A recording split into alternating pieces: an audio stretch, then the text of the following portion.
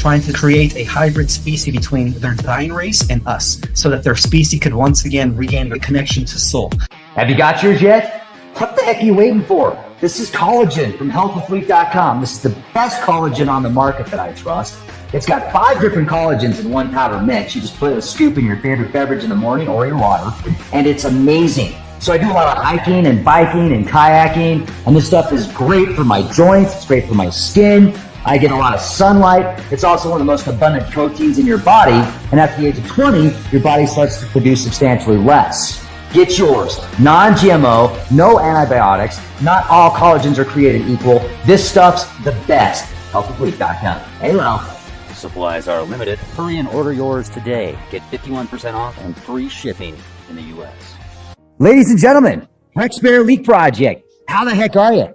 Fantastic day today. Do you know what I realized? The more that I learn, the less that I know, and the more that I feel alive. And today we have a special guest with us, Ismael Perez. What a cool name. That seems like a noble name, like you would get as aristocracy or something. I really like that. And I am very interested to hear about your book.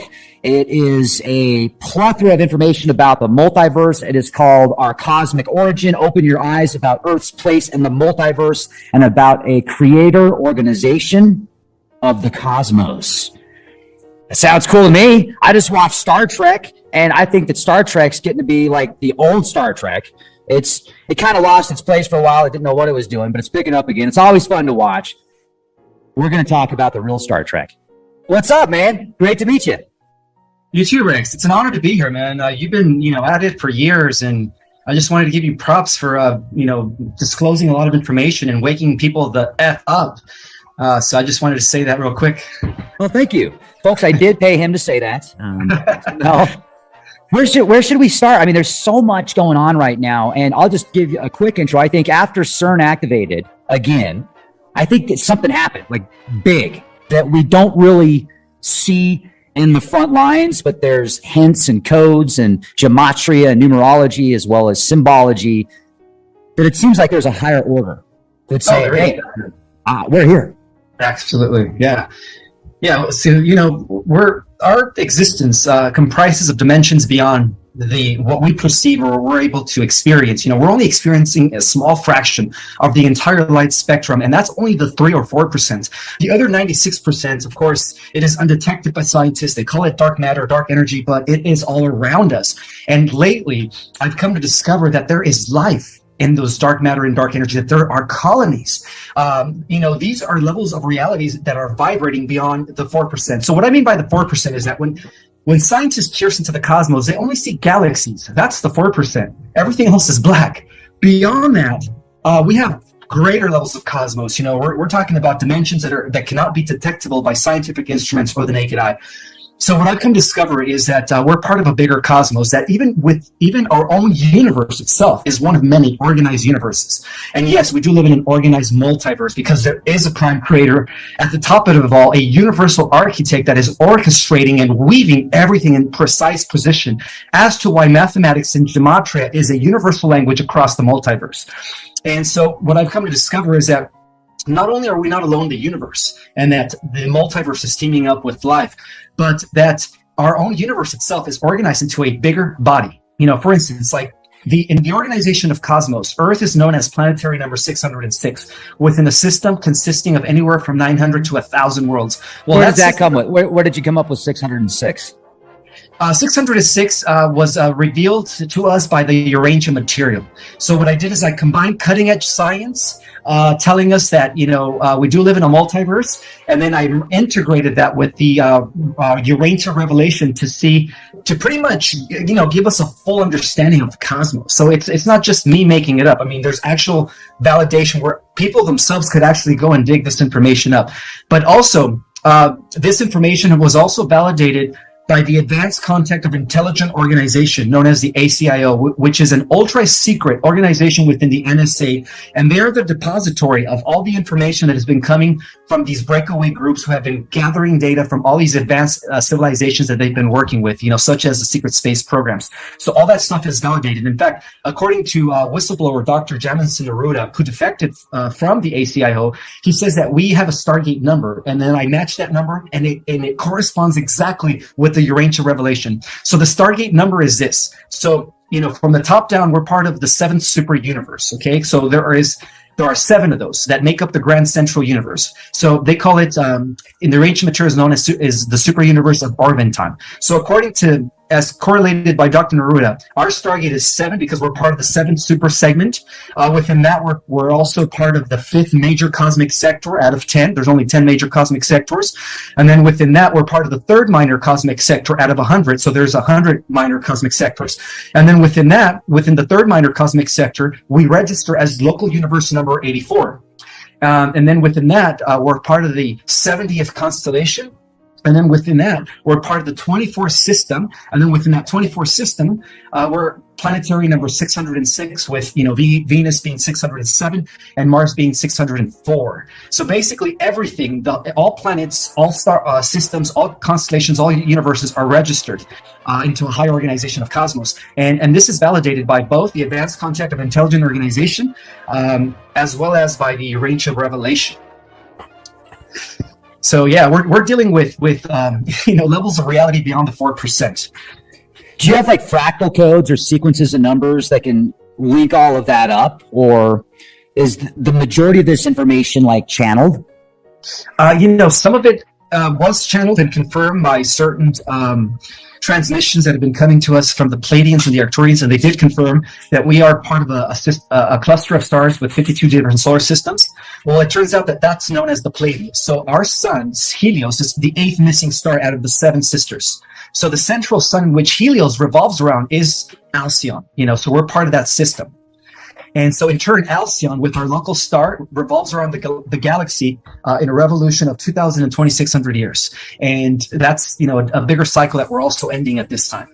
But this information is now coming forward from different angles. It's just that people are not really doing the research to realize that we're part of an organized multiverse and that we're dealing with levels of reality beyond what scientists can perceive.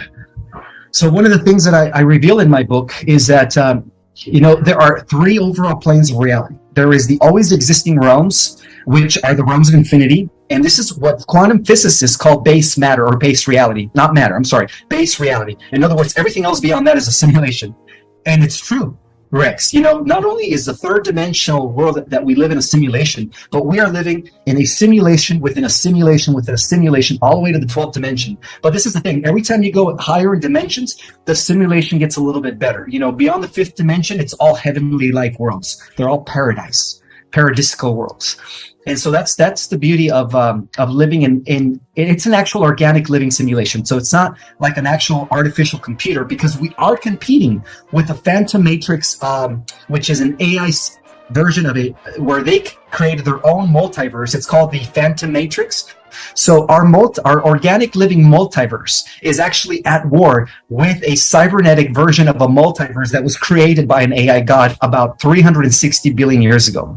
That's crazy. So that's what we've been fighting, not just us here, the Earth Alliance and the Galactic Federation on the galactic level, but on a cosmic level, beyond the Draco Reptilians. In fact, the Draco Reptilians are working for this AI god.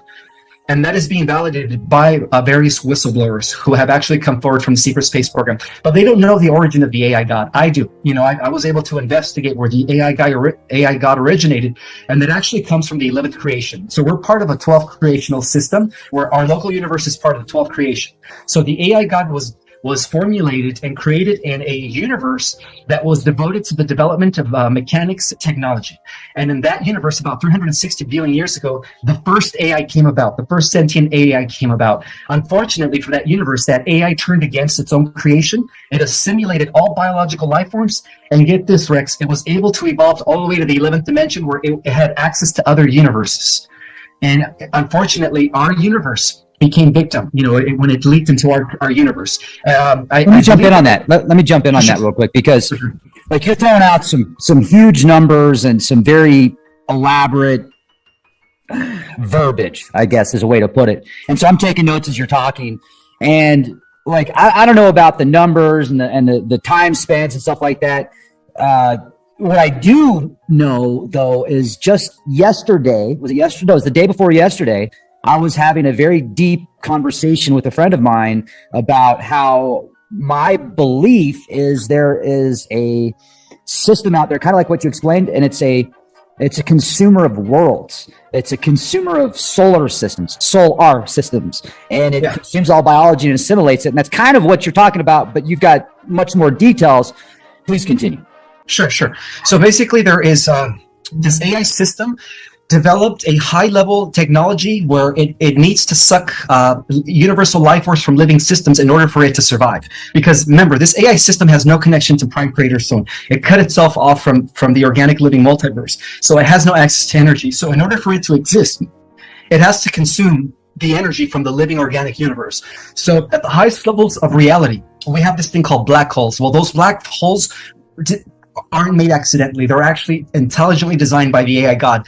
And those black holes are created to suck up the universal life force of living systems. And unfortunately, our galaxy became victim to that. So our galaxy, the Milky Way, is actually in a fallen state. So we talk about how we are here in a fallen state. We're in a matrix. Well, our galaxy is also, in a sense, in a fallen state from its original level of existence, where it once existed as part of the eternal life system. So our galaxy has been taken by this AI, and it's been siphoning off its energy for billions of years. But it's not just doing that to our galaxy, it's doing that to many other galaxies. In fact, according to my research, hundreds of thousands of galaxies were already obliterated because of this system, this black hole. It's called, I think they call it the Death Star Merkaba. That's the name that they used to call this black hole that they used to suck up universal life force. And that's how they power up their phantom matrix. That's how they power up their own cybernetic multiverse by these black holes. And that's why they've been using us as battery resources. It's not just our galaxy, but all living systems within our galaxy. Like the movie The Matrix is a documentary. We humans, and this is proven through the works of Dr. Bruce Limpton, that every cell has the equivalent potential of 1.4 volts of electricity. Now, if you times that by trillions of cells, bro, we are that powerful. We have tons of electricity running through us. And that's what this AI has been using to power up their universe. They set up our galaxy in a way where the Dracos who have been working for them are actually living off of Lush, because also Lush is their energy source. The Dracos are also not connected to prime creator source. So the AIs and the Dracos and the reptilians in our galaxy have been using the humans. See, humans exist everywhere in our galaxy. In fact, the galactic human design is prevalent throughout the multiverse. And this is something that I reveal in my book, is that human-like beings exist everywhere. We're not just, unique to this world. We are connected to some sort of a cosmic ancestry, where we have our ancestry comes from other universes. In fact, not just in this universe or in this galaxy. However, the original humans did originate in Lyra approximately 600 million years ago, and that's where our ancestors came from. So we don't come from apes. We all come from the Lyrans, by the way. The Lyrans were the first humans in our galaxy. So going back to this AI war. Wait, I thought I was part 8, man. No, you're not party. That's Yeah, so right now what we're witnessing is one final battle against this AI God. And it's taking place on many levels, because not only do we have members of the Galactic Federation that have been dealing with this within our galaxy, but we also have higher evolved organizations beyond the level of our galaxies that go into higher dimensions that are also involved in this battle against the AI God. And at the highest level of reality, it really boils down to the war between the AI God and the central race of the central universe. So what is the central race? The central race are the original, you could say, archetypes that have always existed from the eternal realms. They are actually our progenitors. Every human race in existence is made in the galactic human image of the central race. And the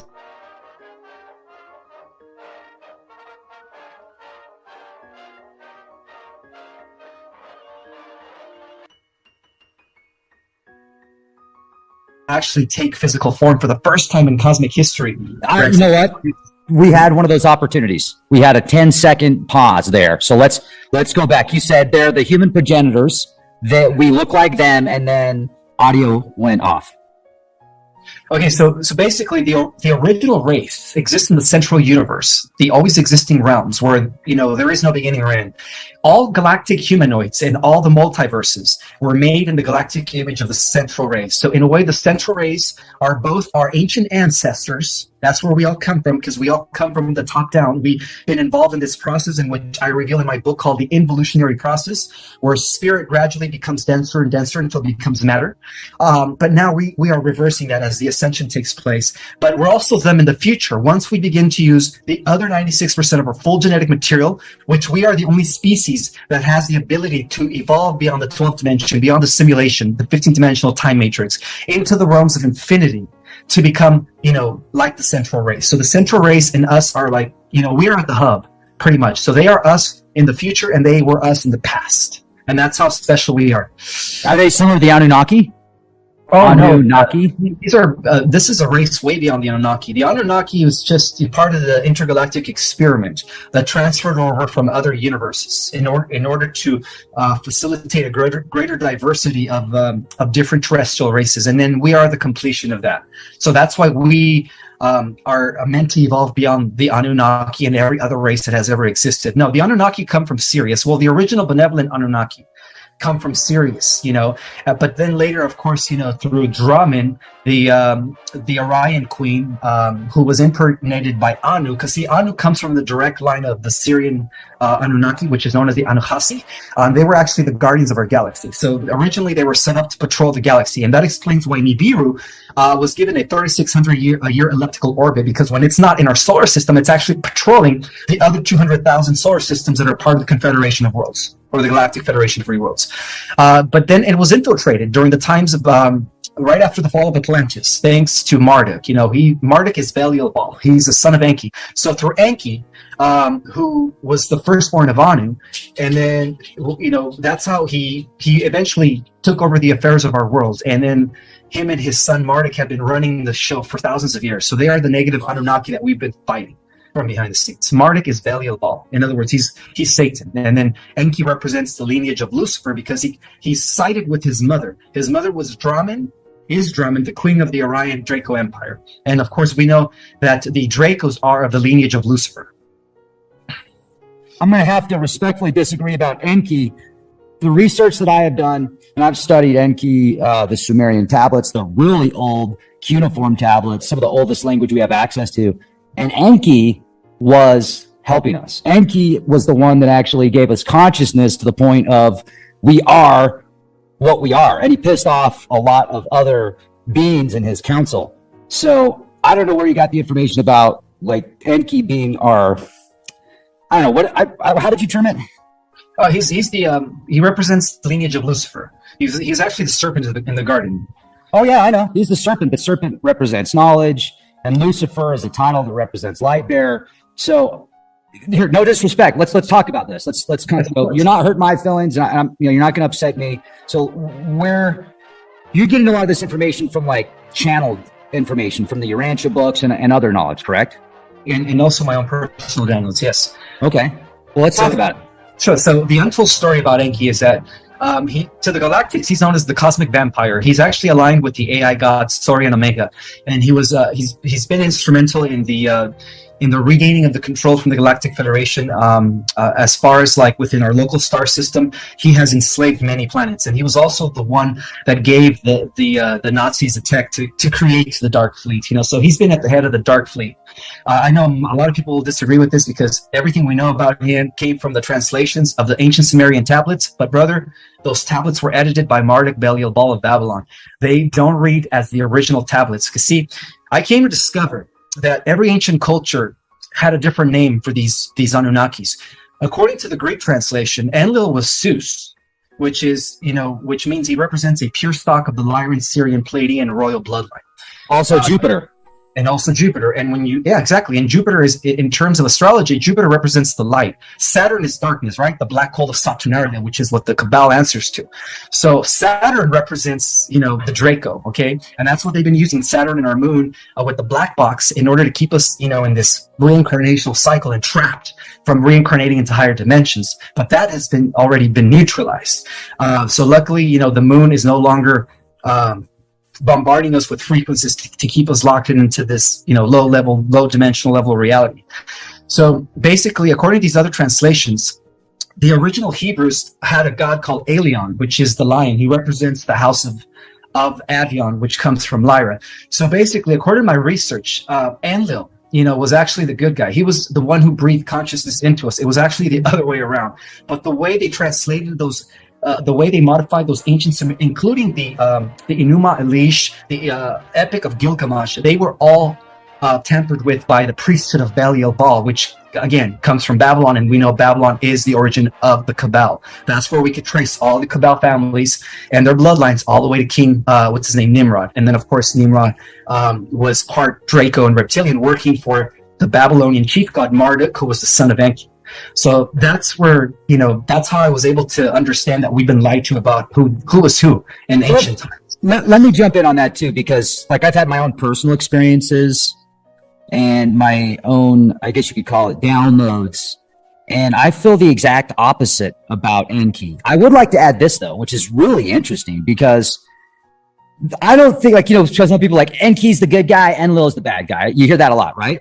I don't think either one of them are bad. I think that they both got their own ideas and their own beliefs and their own visions, and they see things differently. They're opposers, right? Even the term Satan is the opposer, the adversary. Well, if you were going to label yourself as the ultimate source, and there's somebody that's an adversary to you, you could call them Satan. That could be the Satan. That could be the snake. And so when I hear about how Enlil said, look, there's too many people, and you hear the stories about the floods and how Enlil was pro-flood and Enki was not. Well, maybe Enlil was looking at people like, wait a second, man. We're making artificial intelligence now, right? That is so powerful, we're going to have a tough time keeping it in the box. And so people are questioning whether or not artificial intelligence will become the next race of supreme beings on this planet because of how quick it's going. So I'm thinking, wow, was it like that back then? We are basically the original artificial intelligence. We are the artificial intelligence of the gods. And so we're like their stock. And some of them want us to succeed and some of them don't. And they have their own reasons for such. So I just, when I, Marduk, if you read the tablets, Marduk was the one that destroyed Tiamat, and Marduk becomes the supreme god. And then it did seem like it was rewritten, right? Because there's other versions of that story as well that talk about Ashur. And I just want to know from my own personal beliefs as well, the more research I do, the more I learn, the less I know, but the more I feel alive. And it seems like the further I dig, there's two opposing factions that are using us there's multiple factions above us that are using us to do their work. But I think Enki loves us, man. I really do. Maybe not all of us. And I think Enlil loves us, but I think Enlil is more like, okay, well, look at what they're doing. So there's a lot to talk about here. There's a lot of controversy, but the Vatican has done a wonderful job turning this snake into this evil deity in the garden. And if you look at the Vatican, do what we say, don't do what we do. It seems to be the motto. Yeah, well, guess who's been controlling the Vatican for almost 2,000 years? Marduk. Marduk has been at the head. He was the one who reorganized the fallen Caesars of the fallen Roman Empire and reorganizes the Catholic Church. He was behind Constantine and all that stuff. And ever since then, he's been at the head of the cabal. But he recently stepped down from infiltrating Nibiru. He was able to dispose his grandfather Anu by brewing an army of clones in the deserted planet Mars approximately 10,000 years ago. And that's how he was able to take over the affairs of Nibiru. So for about 10,000 years, Nibiru was under the direction of Marduk. Again, that was the draconian infiltration of the original galactic line that could be traceable back to Sirius and Lyrian, who are the guardians of our galaxy. Who were the guardians? Because ultimately, at the galactic level, my friend, the battle has been between the Draco-Orion Empire and the Lyran-Syrian High Council, which represents, the guardians of our galaxy. Do you get skeptical though when you hear stuff like Dracos and Galactic Federation? It's how do you know they're really from the Draconian constellation, and what really their problem if it is real, and they're so supreme in intellect and capabilities, then they're probably looking at us like we would look at certain animals. And some of them would look at us like pets, and other them would look at us like a nuisance.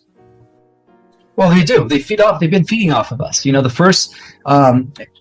first Galactic Wars in Lyra, the Draco killed off 500 million Lyrans. So that was when they first discovered Loosh. That's when they realized that when they are torturing and sacrificing humans, that they get a high off of that energy released or extracted from humans. That's when they first discovered Loosh. Luckily, the Council of Avion was able to send out as many humans as possible. Otherwise, all 2 billion Lyrans would have been destroyed if that wasn't the case. And that's how we are here now today, because the king of Lyra, who was operating under the Syrian High Council, was told to, ahead of time, because he foresaw the destruction coming with his clairvoyance. He was told to, allow many of the Lyrans to go and spread in refuge and hide throughout the galaxy. And that's how they eventually reached the Pleiadians, Epsilon Eridani, Alpha Centauri, Tau Ceti, and then later on during the Orion Wars, that's when they organized and created a Galactic Federation. And what that was an alliance of many advanced interplanetary and stellar civilizations who came together to pretty much save the galaxy from the Draco dominance. Because what the Cabal's trying to do here is what the Draco were trying to do on a galactic level. They were trying to bring up the entire galaxy under their empire. But because the Lyrans and the galactic humanoids banded together to form the Federation, that's why we're here. That's why we're still here. They were able to counteract that and, fight them off for millions of years. If there is some type of Loosh farm, it would seem like they would want an environment to have specific conditions to keep people in a particular state to maximize their feeding of that energy source and still have those people. When I say maximize, it wouldn't be like one giant buffet. It would be like a perpetual feeding system. So instead of harvesting it all at once, you might have those large harvests, like wars as an example, and you would still have a system in place where people could think they were living a normal life while they were being consumed, because in the long term, those that were feeding off of it would get more substance that way. It would be an easier flow for them to get that food source. Even with all of that information, then you talk about the different frequencies and the words and the somatics, and that would explain the 440 versus the 432. Mm-hmm. 432 hertz being a healing frequency, 440 hertz being a disharmonious frequency that is the music industry's standard for recording. Correct. And that was all set up by the Dracos, by the way, but they're doing that. How do you know they're Dracos, though? Like, how do you know they're not just people that are psychopaths? And they're like, we're from Draco, that's so you can't touch us because we're draconian. Right. Well, the elite families, that have been in control of our world are actually human Draco hybrids. They also come from Orion. Yeah, they do. They're not from this world. And so they were put in a position of power after the Atlantis fiasco when they first infiltrated us. And that's when we fell from consciousness. That's when they essentially unplugged us by disconnecting 10 strands of our DNA, allowing us to, fall from 90% of our consciousness to only about like 3 or 4%, a little less than 10%. Because of that. But that's all reversing now, as our DNA becomes activated. But yeah, the elite families are psychopaths because of the fact that they have a high concentration of Draco reptilian genetics within their blood. But they do answer to the Draco in a sense where they're doing the bidding of the Draco here on a planetary level, while the Draco have been trying to do that on a galactic level. So behind the black, I don't want to say, but behind, the highest level of the Cabal, which is a group of community of sorcerers, right? I don't want to mention any names. Then we have the Dracos, we have Marduk, we have the Xandar. Those are we call the Draco generals, but recently they've been defeated by the Federation and by the super soldiers. So they're no longer in control of our world. And who's in control now then? Right now, we're about to, from behind the scenes, as far as regaining and restoring the different interplanetary bases and colonies that the Dark Fleet and interplanetary corporate conglomerate established, Solar Warden, and the Earth Alliance have recuperated all of that, including the Martian colony, Arius Prime, and of course the Lunar Operating Command. It's all under the control of Solar Warden and the Alliance, which is our interplanetary police force, by the way. The Orions? No, Solar Warden and the Earth Alliance. Cool. Solar Warden, do you know about Solar Warden? Not really. I mean, I've heard the verbiage, but I don't know what it means. Okay, so basically, when the Dracos violated the Prime Directive by giving the Nazis the attack back in the 1940s, the Federation responded to that. So the first space program was developed by the Nazis, and they did it out of Antarctica, creating what it became known as the Dark Fleet. So the Dark Fleet was designed to try to win the war from the Galactic Federation at the galactic level. So the super soldiers that were upgraded, the Nazi super soldiers, were actually fighting with the Draco in our galaxy. But at the same time, during the 50s, what ended up happening was members of the Federation knew that the Draco violated the Prime Directive. So what they did is, in order to preserve the galaxy from the Dark Fleet regaining it from the Federation and bringing it back to the Draco-Ryan Empire, is that they also contacted our Navy through William Tompkins, and then that's how they developed Solar Warden. So Solar Warden was an interplanetary police force that was developed, but was also instrumental in the war against the Draco and the Dark Fleet throughout the galaxy. And just recently, for 70 years, you could say that the Solar Warden has been not only policing our solar system and preventing any negative regressives from taking over openly, but they've also been securing the victory in our galaxy against the Dark Fleet and the Draco-Ryan Empire. And just so recently, within the last few years, I think it was 2018, where they officially re-won the war in Orion after 3 times of losing it back to the dark side. And then after they secured the war in Orion, they came back to the Earth.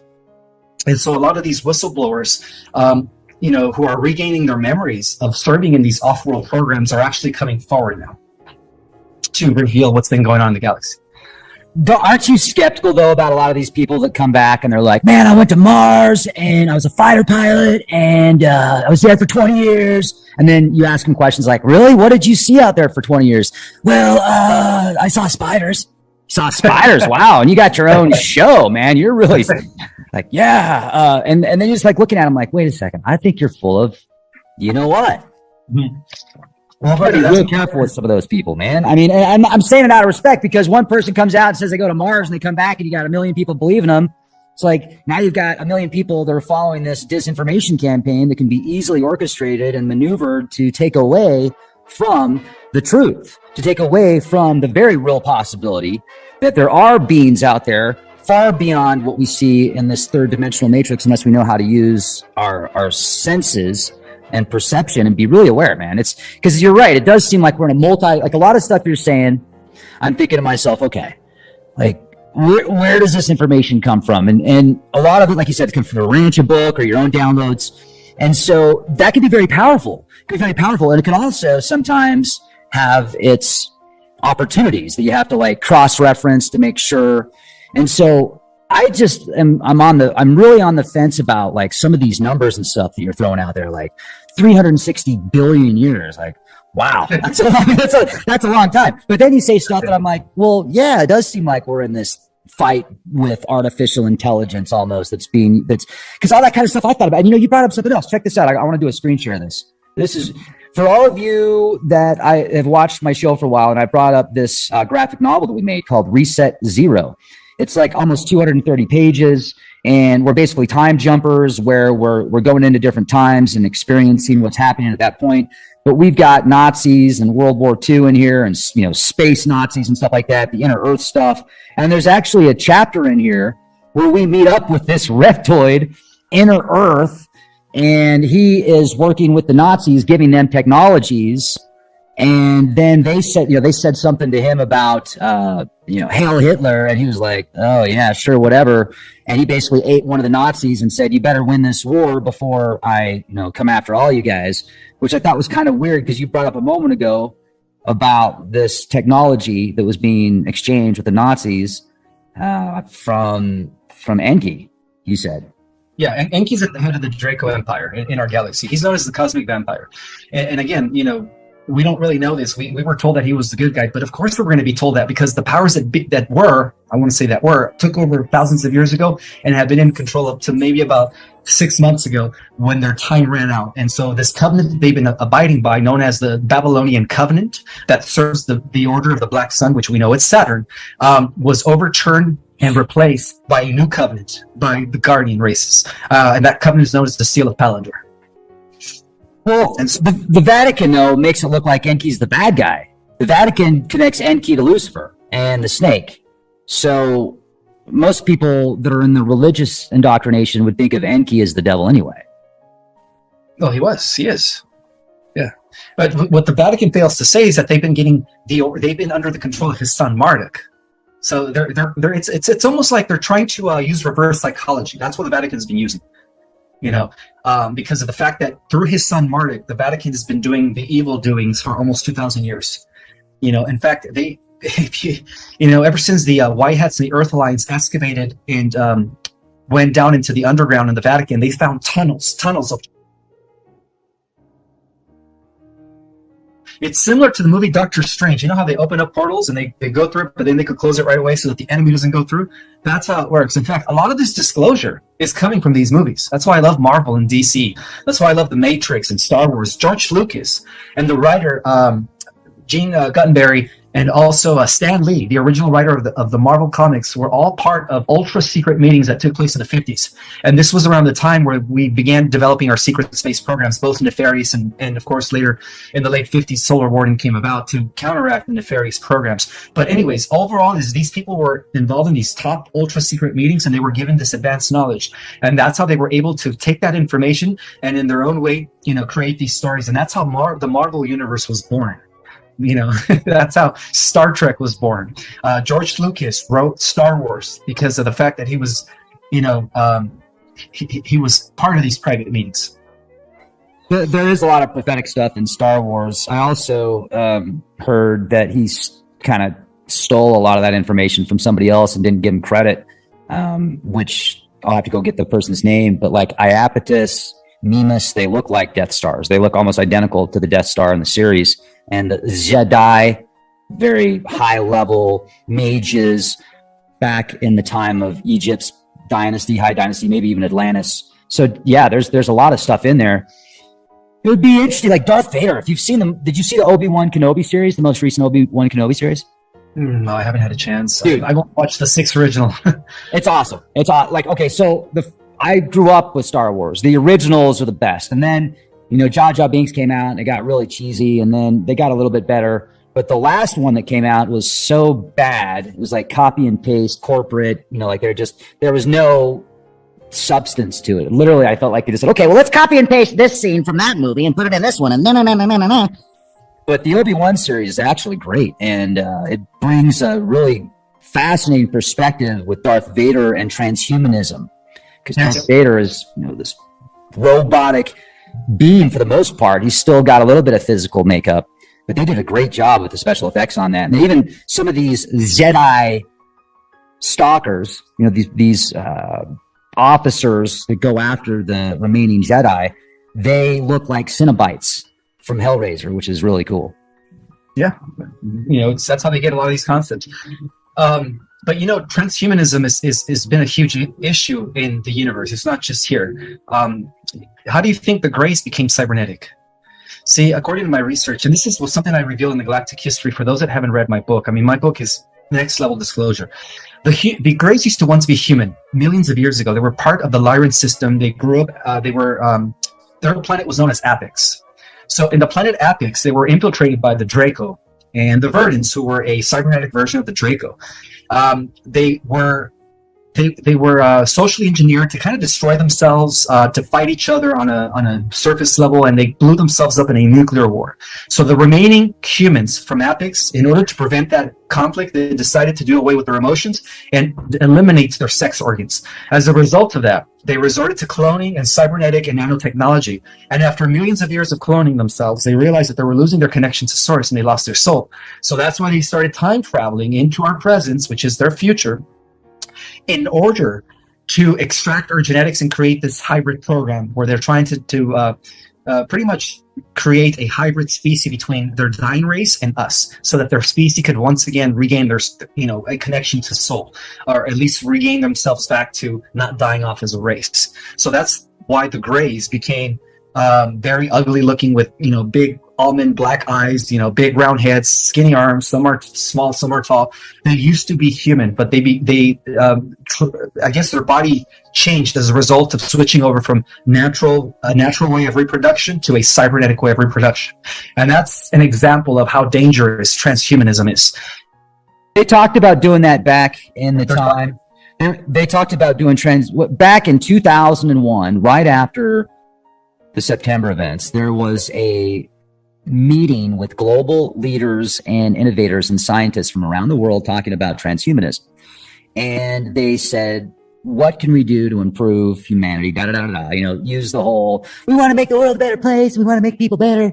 One of the things they talked about doing was getting rid of the desire to have sex, getting rid of the sex organs. And I thought to myself, wow, you're not even going to be human anymore if you do that.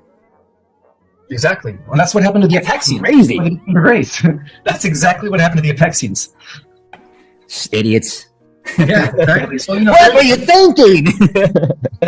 You better go back in time and fix that real quick. Well, they tried, but they couldn't. The only way they could, I guess, fix that is by creating some sort of alien or gray human hybrid, which is a genetic program that has been happening from behind the scenes in collaboration with the shadow government of the Dark Hats, whatever you want to call them, the Cabal. But love us so much. Yeah. But get this, right now there's two competing versions of Human 3.0. There is the transhumanist version, which is Luciferian, and then there's the natural organic version, which is what the star seeds and the light workers are doing.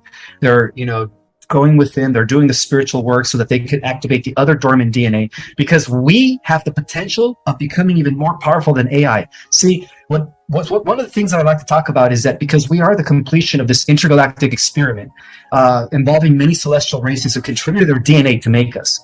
So we carry the greatest diversity of genetics, and this is proven through other sources that are also channeling the galactics.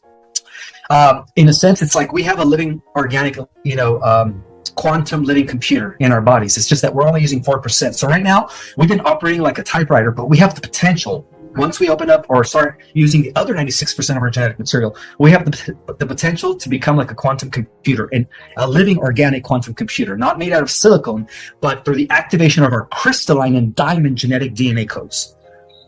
So right now, in the future, we're going to have two versions of Human 3.0. We're going to have those which I call in my book the meta-angelic humanoids, those that did it naturally without merging with the tech, but by activating their dormant DNA through a process of ascension, which I believe, this great event that many call the solar flash will be the final trigger for that.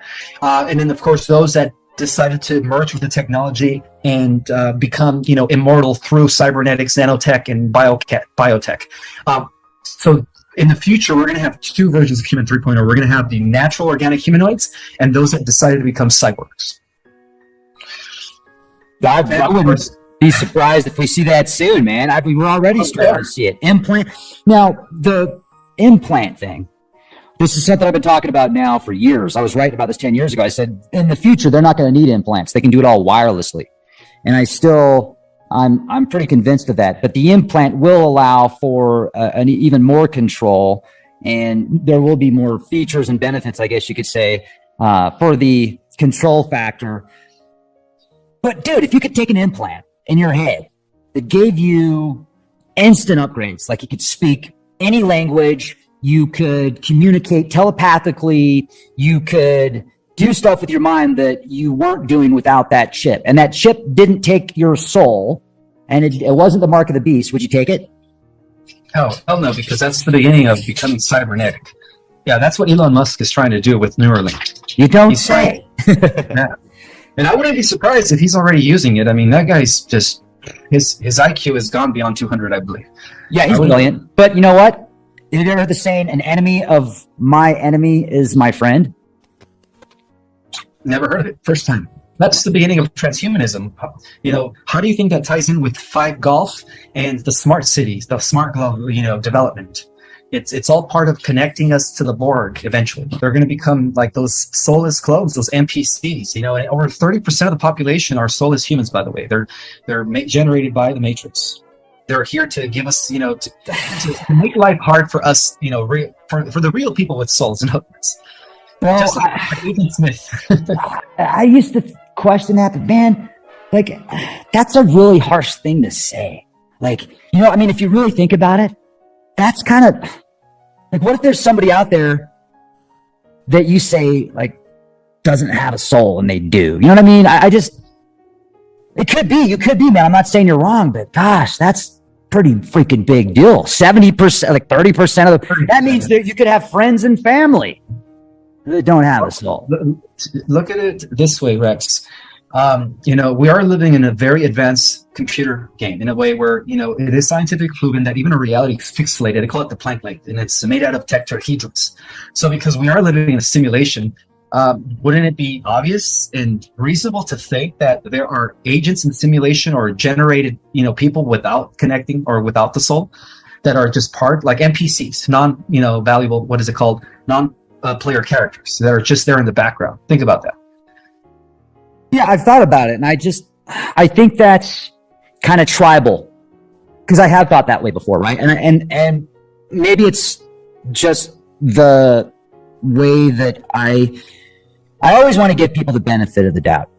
And I notice when I don't, I'll go back later and be like, shit, I see it. You should have given that person the benefit of the doubt. So, I mean, you could be right, but it's just kind of hard for me, like on a personal level, to say that there's 30% of the population that's just an NPC. I'll give you an example. There was a time in my life when I was under that spell, go back 15 years ago, maybe longer, 20 years ago, where I was like, oh yeah, overpopulation, man, there's too many people. And why did I think that? Because I heard it a million times, right? And so then I wrote a blog about it once, and somebody wrote back, they're like, I'm like, yeah, I said something about the lines of, is there too many people in the world? We have too many, overpopulation. I don't remember exactly what I said. I can go back and find it. And somebody said, well, why don't you go first, man? Why don't you be the first to let you, to leave this earth? And I thought to myself, man, you're right.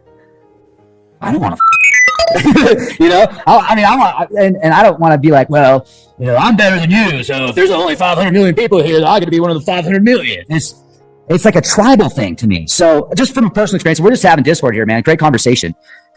That's why for me, it's kind of tough. One of the reasons that's kind of triggered me to think, well, what if I'm one of the 30%? What if I don't have a soul, but I think I do? Well, what if I don't? What if I'm just... Well, you do. Because one way you can detect is they have a spark in their eyes, or they emanate an aura. The people that have souls are emanating their aura. In other words, those are coming from their chakras. The people that don't have souls don't have an aura because their soul is. They're just generated by the system or by the matrix.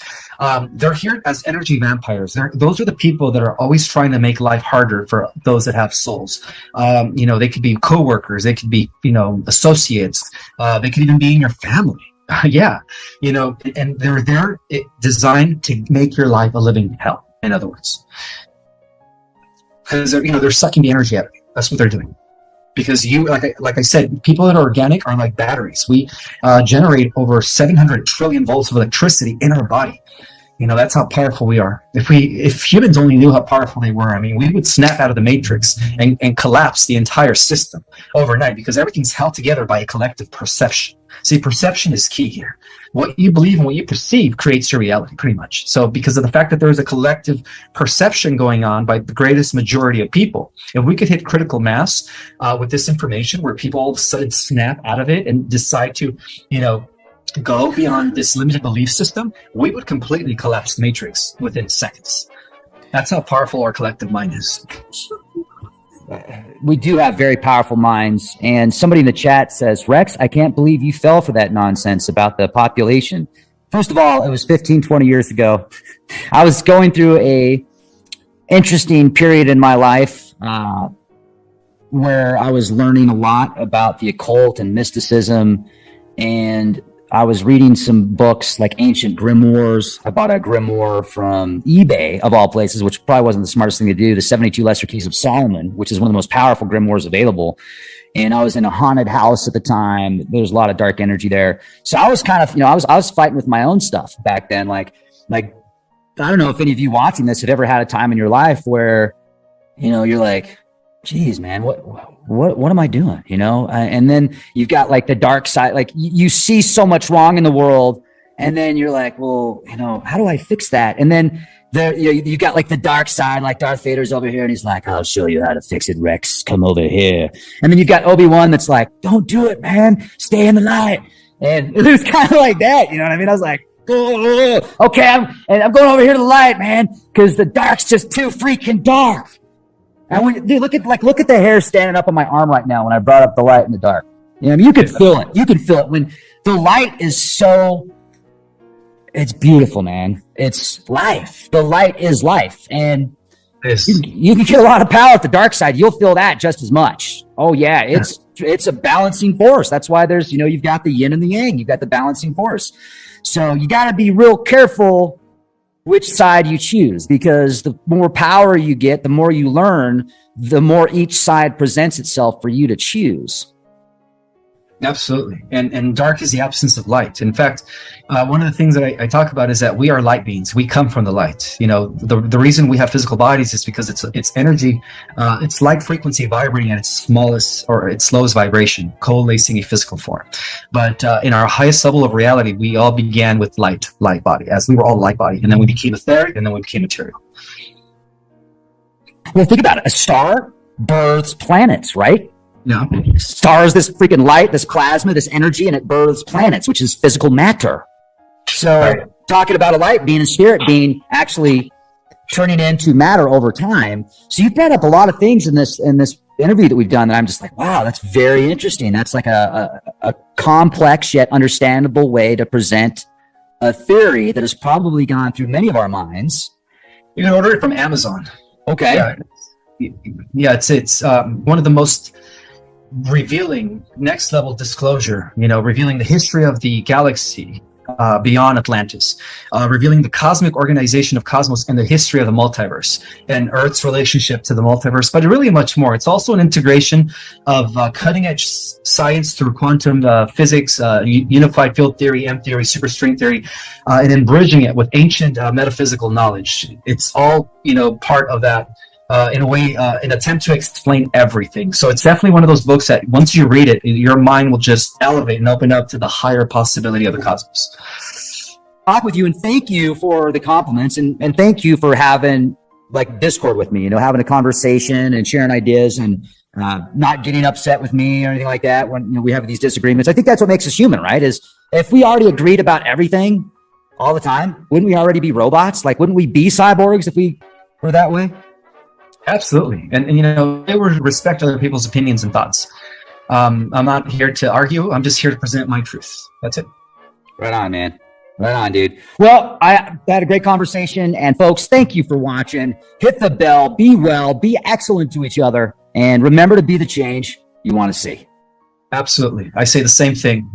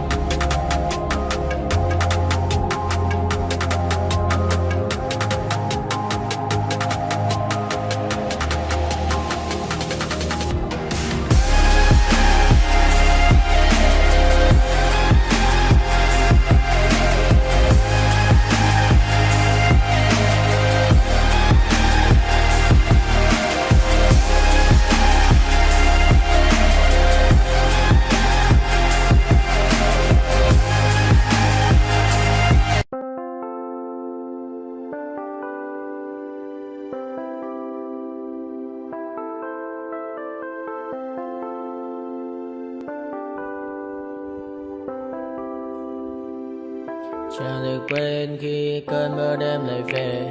Em đã quên lời thề và ta như đông chìm sâu. Không cần mơ em anh nhận màu. Em chỉ cần mơ đâu mãi mãi. Chỉ còn là những cơn mưa vô giá. Cho bên mơ em không mơ anh. Anh một đêm mơ. Chỉ cần bên em không được còn nhớ. Và chỉ có em không còn nhớ. Và người ta bên nhau như ngã tớ.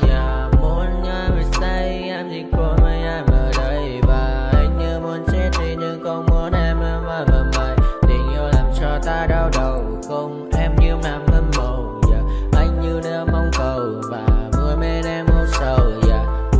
sao cả mãi mãi để mà mơ.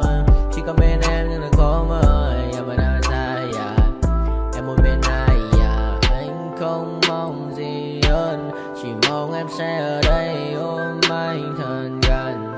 Anh chỉ mong đôi ta được có nhau, mà đêm em đâu anh có em, một đêm anh đang có em. Ta sẽ trao nhau môi hôn thật sâu, ôm anh.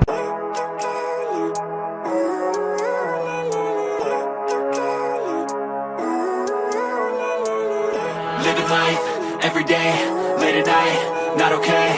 All I want, and I pray, all I need are some better days. Fuck me, I'm looking in the mirror, so foggy, but I've never seen clearer. I don't really think anyone can save me, and honestly I'm not really sure I want saving. I like to be my own worst enemy. There's no risk if you don't try at anything, so I'ma just keep buying everything. See you in the next life, have to be a better me. I don't think that my head's on straight, gotta flip it and grip it and go and get an x-ray.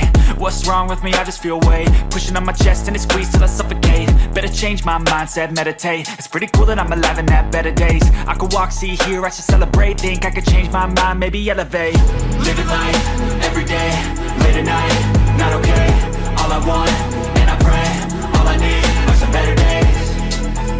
Yeah, all I need are some better days. Cause all I want, and I pray, I believe in the better days. I'm kinda stuck between a rock and a hard place. Do I work hard or live at my pace? You're only young once, yeah that's all great, but I also want a future where I'm okay. Living life is doing lots of cocaine. Wait no, it's living with no shame. Wait no, it's sleeping in on Sundays. I guess it's different for each of us and that's okay. Well I just wanna be happy, how to get there? Glad that you asked me. I think it's different for everyone. Some of us need work, others need fun. Some of us need purpose to overcome. But try to do what you love when it's said and done. Cause there's so many differences in each of us. Trust your gut, it can show you what you want. Living life, every day, late at night, not okay. All I want, and I pray, all I need are some better days.